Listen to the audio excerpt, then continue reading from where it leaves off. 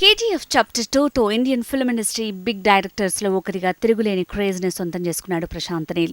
Triple pan India స్టార్గా ఇమేజ్ని సాధించాడు ఎన్టీఆర్. అలాంటి వీళ్ళిద్దరి కాంబోలో చిత్రం సెట్ కావడంతో టాక్ ఆఫ్ ది ఇండస్ట్రీగా మారింది. ఈ చిత్రం నుంచి వచ్చిన ఫస్ట్ లుక్ మరింత అంచనాల్ని పెంచేలా ఉంది. అయితే ఎన్టీఆర్ ప్రస్తుతం కొరటాల శివ డైరెక్షన్లో తన 30వ చిత్రంలో నటిస్తున్నాడు. ప్రశాంత్ నీల్ సలార్ చిత్రాన్ని ప్రభాస్తో రూపొందిస్తున్నాడు. ఇద్దరూ వేరే ప్రాజెక్టుల్లో బిజీగా ఉన్నారు. మరి ఎన్టీఆర్ 31 ఇంకెప్పుడు తెరకెక్కుతుందనే సందేహాలు నెలకొన్నాయి. ఈ ప్రాజెక్టు కోసం ఎంతకాలం వెయిట్ చేయాలోనని ఎన్టీఆర్ ఫ్యాన్స్ ఉత్కంఠకు లోనవుతున్నారు.